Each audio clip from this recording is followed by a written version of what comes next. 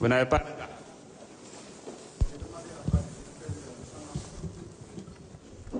Ah, pourtant, j'ai demandé si tout le monde a...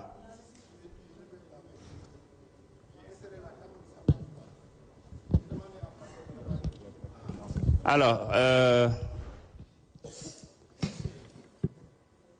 la liste était déjà close, malheureusement. Je n'ai pas vu aussi, parce que moi, j'ai demandé, est-ce que tout le monde s'est inscrit? Je n'avais pas vu de main levée.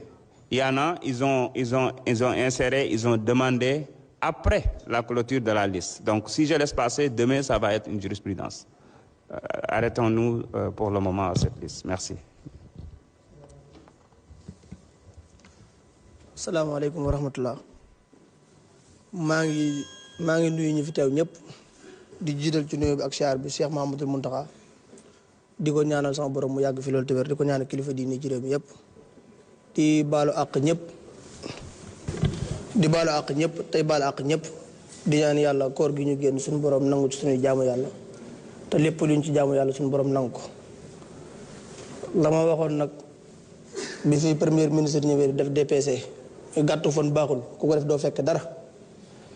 kon dañuy ñaan yàlla suñu borom guddal suñu fan te ñu fekk tey bañ a fàtte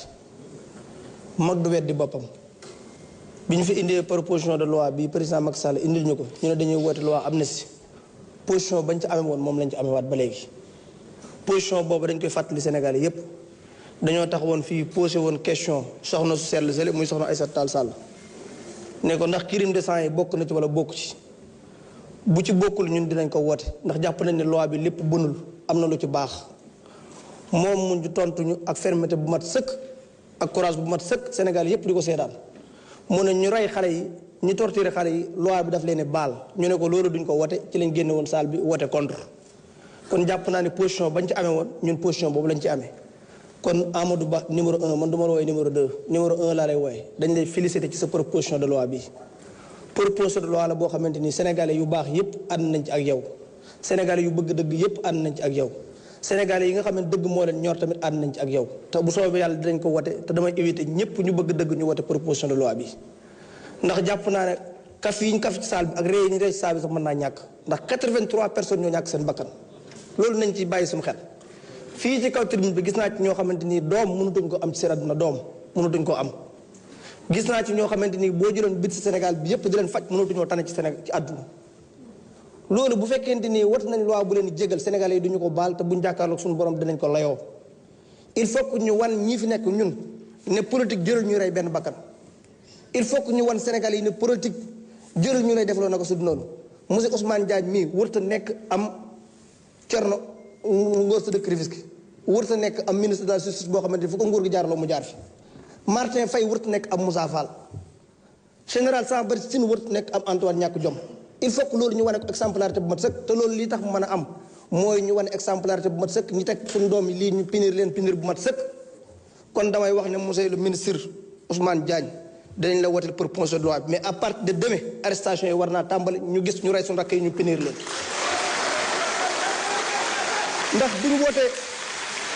ndax bu ñu wootee proposition de loi bii ñu xëy suba mu mel ne rapport yi Sénégal yépp dañu ab déception te suuf si Sénégal ni muy doxee man d'accorduma ci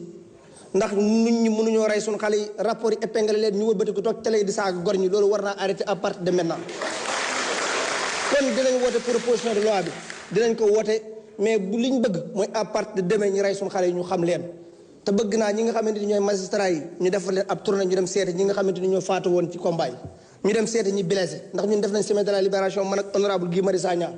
dañ ci fekk koo xam ne dafay tëdd wet gi dafa yàqu mënutul dox ci àddunaam gis ci koo xamante ni mënutul am ay bët gis ci koo xamante ni mënutul am ay tànk gis koo xamante ni boo ko joxoon bit Sénégal mënutul tane est-ce que loolu politique jar na ko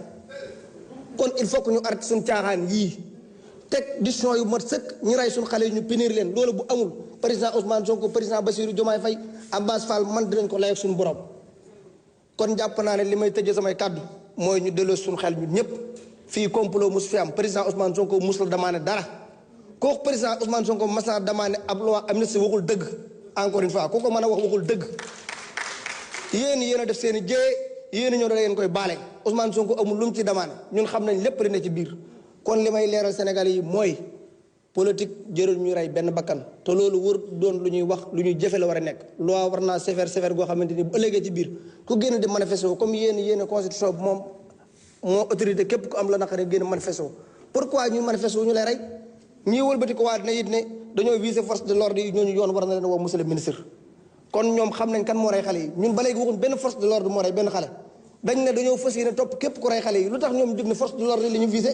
kon ñu koy wax war nañ leen woolu ba xam yan force de l'ordre ñoo rey xale yi ndax ba léegi man xamu ko force de l'ordre bu rey kenn ndax gëm naa ne man force de l'ordre bu responsable police bu responsable wala gendarme bu responsable du gis am xale bu manifeste mu yëkkati bal di ko dóor loolu ay nervi lañ te ñu fi ñu doon génne sees bi ñu doon génne ak li ñu doon commandé xam nañ leen kon monsieur le ministre képp ku koy wax bu dul ab député boo xam ne loi du ko couvrir képp ku toog télévision yi di ko war nañ laa convoqué wax la ban force de l'ordre moo rey benn xale wasalaamaaleykum wa rahmatullah. Merci beaucoup. Honorable député Aline Ndao, vous avez la parole. Ibrahima Mbodj se prépare.